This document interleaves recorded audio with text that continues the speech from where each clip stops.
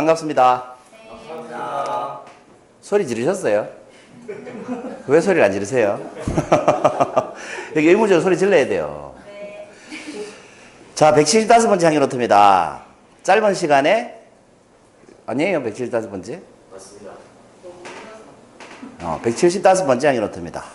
짧은 시간에 큰 성과를 내고 싶다면, 이 성과를 좀 적게 일하고 많이 낼 수 있으면 좋지 않겠습니까? 공부 적게 하고 좀 성적 잘 낼 수 있으면 좋지 않아요? 이러면 뭐가 좋아요, 근데? 적게 일하고 많이 성과를 낼 수 있으면 뭐가 좋을까요? 놀 시간이 늘어나서 좋아요. 하고 싶은 거 할 수 있는 시간이 늘어나서 좋아요. 그러니까 공부하는 게 좋은 사람은 공부를 굳이 짧게 할 필요가 없죠. 그게 그 자체가 좋은 거니까.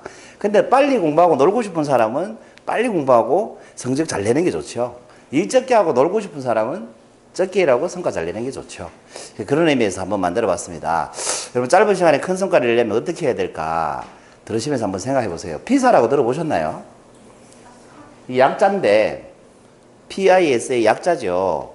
무엇의 약자냐면 Program for International Student Assessment 약자인데, 발음이 별로예요. 우리말로 하면 이렇습니다. 국제학업 성취도 평가라고도 하고 학업 성취도 국제평가라고도 합니다. 그러니까 OECD 국가를 대상으로 하는데, 지금 비회원국들도 막 가입시켜가지고 57개국, 뭐 8개국 이렇게 막 점점 늘어나고 있어요. 아무튼 OECD 국가를 중심으로 해서 학업 성취도 평가를 합니다. 대상은 만 15세 학생들을 대상으로 학업 성취도가 어느 나라가 제일 높은가를 이제 3년마다 하던가 그래요. 이렇게 평가를 합니다. 3년 주기로. 1등인 나라가 어디예요? 세계적으로 학업 성취도 거의 15세 대상으로 했을 때 어느 나라가 1등 하겠습니까? 핀란드? 우리나라? 우리나라하고 핀란드가 1, 2등 번갈아 가면서 합니다. 두 나라 참 대단한 나라죠. 그러니까 중학생들 대상으로 하면 학업 성취도 평가가 우리나라가 거의 1, 2등을 합니다. 핀란드와 같이. 그런데 분석을 해보면 참 내용이 달라요. 결과는 똑같이 1, 2등 하는데 내용이 완전히 달라요. 한국은 주당 공부, 그러니까 한국 학생들은 주당 공부 시간이 몇 시간이냐? 70시간 정도 된대요. 주당 공부 시간이. 여러분, 근로자들 주당 근로 시간이 몇 시간이에요? 40시간이에요. 이거 엄청난 거죠? 그 8시간씩 5일 했을 때 40시간 아닙니까? 그 학생들이 주당 70시간을 공부해야 한다는 거죠. 그 다음에 핀란드 학생들은 근데 주당 공부 시간이 한국보다 많겠어요? 적겠어요? 적어요. 38시간밖에 안 돼요. 거의 반이에요. 그 다음에 공부에 대한 흥미도, 그 좋아서 하느냐 이 말이에요. 한국의 학생들의 공부 흥미도는 최하위예요. 이 학업 성취도는 1등인데 최하위라는 거지. 평가 대상 국가 중에서는. 그런데 핀란드 학생들은 최상위라는 거예요. 똑같이 1등을 하지만 한국 학생들은 불행하고 느끼는 감정이, 핀란드 학생들은 행복하다 이 말입니다. 여러분, 공부 못하고 행복한 게 나아요? 공부 잘하고 불행한 게 나아요? 그렇게 말씀들 하시지만 우리 애는 공부 잘하고 불행하기를 바라시잖아요. 그렇죠? 이게 참 모순이에요. 말씀들은 다 그렇게 하시는데 우리 애는 불행해도 좋으니까 공부 잘하기를 바라요. 그렇지 않습니까? 아무튼 이렇게 결과가 나왔습니다. 피사 결과가. 이것은 무엇의 차이라고 보여지냐면 공부력의 차이라고 합니다. 공부력이라는 건 뭐냐? 정의를 내리면 이렇습니다.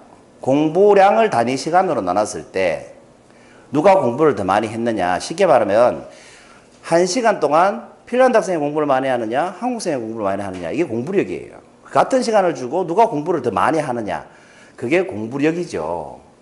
똑같이 1시간 공부했는데 어떤 학생은 100점 맞고 어떤 학생은 50점 맞더라 이거예요. 똑같은 시간을 했는데. 그게 뭐의 차이냐? 공부력의 차이다 이 말입니다. 그러면 총 공부량은 어떻게 계산하겠습니까? 공부력 곱하기 총 공부했는 시간을 넣으면 총 공부량이 나오겠죠. 그리고 총 공부량을 한국하고 이제 핀란드하고 비교를 해보면 어떻게 되느냐?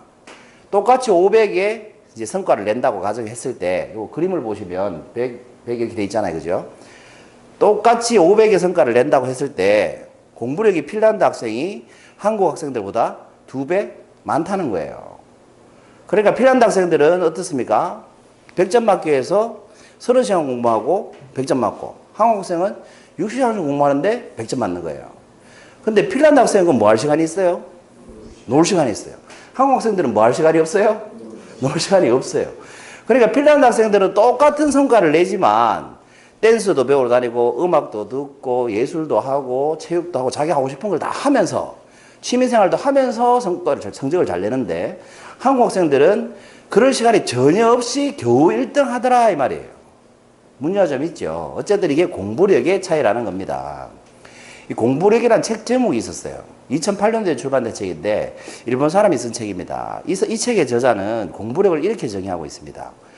지도력에 의지하지 않고 단시간에 성과를 올릴 수 있는 비법이다. 지도력이 뭘까요? 역시 똑똑하네요. 타고난 지능을 지도력이라고 합니다. 그러니까 내 타고난 IQ 이런 거에 의지하지 않고 단시간에 성과를 올릴 수 있는 비법이 있다 이 말이에요. 그러니까 머리 안 좋아도 성과를 머리 좋은 사람보다 훨씬 더 빨리 낼 수 있는 비법. 그 비법이 바로 공부력이다 이렇게 얘기했습니다. 그럼 중요한 건 이제 그 비법이 뭘까죠? 이 비법이 세 가지를 같이 하면 된다는 겁니다. 몸, 마음, 머리. 이 머리가 지도력에 해당하겠죠. 그 머리로만 공부를 하면 공부를 많이 해도 공부력이 떨어지고 이 몸과 마음을 같이 쓰면 공부력이 향상된다 이 말이에요. 그럼 어떻게 그렇게 할 것이냐? 실제 예를 들어 볼게요. 한 청년이 왕을 찾아가서 이렇게 말했습니다. 인생의 성공 비결을 가르쳐 주십시오. 이렇게 얘기했습니다. 대단한 청년이죠. 왕을 찾아갔으니까. 왕을 찾아가서 이렇게 얘기해달라고 했으니까. 대단한 청년이죠. 왕이라는 말은 대통령이 아니니까 그 시대에는 잘못 보이면 목 날아갈 수도 있는 위험을 무릅쓰고 찾아간 겁니다. 어쨌든 인생의 성공 비결을 가르쳐 주십시오. 왜 왕을 찾아갔겠습니까, 여러분? 자기가 생각할 때는 왕이 최고로 성공한 사람이라고 생각한 거예요. 어쨌든 왕을 찾아갔어요. 그랬더니 왕이 와인잔을 가져오너라 하더니 이 청년에게 주면서 와인을 한가득 채워줍니다. 와인잔에다가. 그리고 그 다음 말이 뭐겠습니까? 마셔라 해야 되는데 마시라고 하지 않고 그 다음에 근처에 있던 병사를 부릅니다. 막 이렇게 무섭게 생긴 병사를 부릅니다. 부른 다음에 이 병사에게 명령을 내립니다. 어떤 명령을 내리냐면 이 청년이 저 포도주 잔을 들고 죄송해요. 포도주 잔을 들고 시내를 한 바퀴 도는 동안 너는 뒤에서 따라가면서 이 칼로 청년을 겨누고 만약에 저 청년이 포도주를 한 방울이라도 흘리면 당장 목을 베버려라. 이렇게 명령을 합니다. 그리고 청년은 포도주 잔을 들고 시내로 나가죠. 그리고 시내 한 바퀴 돌 동안 이 청년이 기분이 상상이 되시나요? 흘리면 뒤에서 칼든 병사가 목을 치게 돼 있어요. 뭐만 봐요? 포도주 잔만 보고 계속 조심조심 시내를 한 바퀴 무사히 돌고 돌아옵니다. 다행히. 그 무사히 돌고 돌아온 청년한테 이제 왕이 다시 묻죠. 시내를 도는 동안 무엇을 보고 들었느냐? 말해봐라. 이렇게 얘기합니다. 그럴 때 청년이 이렇게 대답합니다. 아무것도 보지도 듣지도 못했습니다. 그래서 왕이 다시 질책을 하죠. 아니 어떻게 거리에 거린도 못 보고 장사꾼도 못 보고 아이들도 못 보고 노랫소리도 듣지 못할 수가 있단 말이냐 라고 했더니 청년이 뭐라고 했을까요?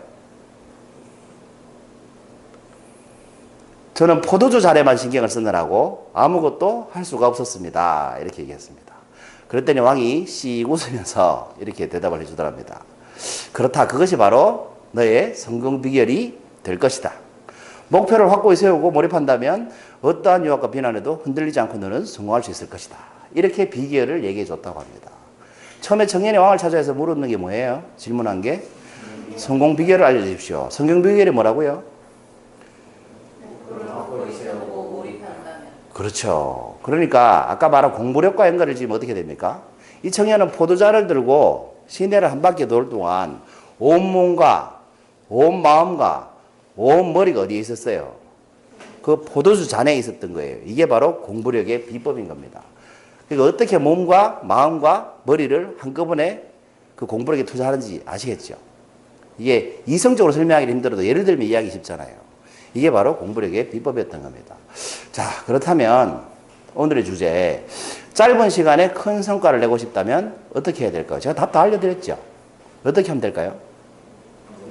뭘 높이라고 돼 있잖아요. 그죠? 뭘 높이면 되겠습니까? 그렇습니다. 공부력을 높이면 됩니다. 공부력. 몰입하고 조금 달라요. 몰입하고 조금 달라요. 공부력을 높이면 됩니다. 그런데 저는 여기에다가 하나 더 덧붙이고 싶어요. 그냥 공부력이 아니라 어떤 공부력? 사전 공부력을 좀 높였으면 좋겠다 라는 생각이 들었습니다. 사전 공부력. 우리 사전답사 이런 말씀 하시죠? 사전 경고 뭐 이런 말 하잖아요. 그 일이 일어나기 전에 이 말이죠. 그러니까 닥치면 하는 공부력 말고 미리미리 하는 공부력을 높였으면 좋겠다 이런 생각이 들었습니다. 우리 제 주변에 공부력이 대단하신 7인이 있습니다. 이분들입니다. 매주 돌아가면서 지휘텔링을 하시거든요. 그렇죠? 근데 이분들이 공부력이 얼마나 대단하시냐면 그 지휘텔링 한 3일 준비해야 되는데 당일날 초치기를 하십니다. 이야. 그 초치기로 막 30분짜리 지휘텔링을 막 만듭니다. 근데 자기 차례가 몇 주에 한 번씩 와요? 6주에 한 번씩 오죠.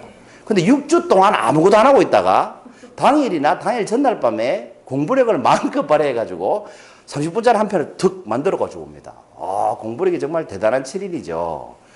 그래서 제가 당부드리고 싶은 말씀은 이왕 공부력 발휘하는, 공부력이 있다는 뜻이에요. 발등에 불 떠지니까 다 해내시더라는 거지. 빵꾸 안 내고. 다 하시더라는 거예요. 그게 공부력이 대단하다는 거예요, 이미. 그죠?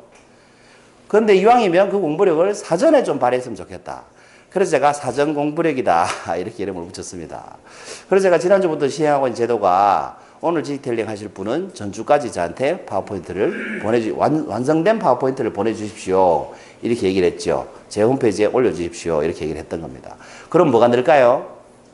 사전 공부력이 늘립니다. 사전 공부력이 늘어나면 뭐가 생길까요? 놀 시간이 생깁니다. 또 뭐가 생길까요?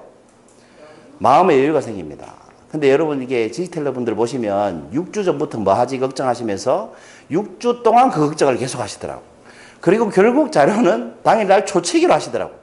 야, 그래서 공부력이 정말 대단하신 분들이구나. 그래서 최소한 일주일이라도 좀 여유 있게 놓으시면서 마음의 여유도 가지고 그렇게 하시라는 의미로 사전 공부력을 이왕이면 높이셨으면 좋겠다. 여러분 짧은 시간에 성과 내고 싶으시면 공부력을 높이시되 이왕이면 사전 공부력을 높이시면 어떨까 그런 생각을 해봤습니다. 175번째 확인 못했습니다. 감사합니다.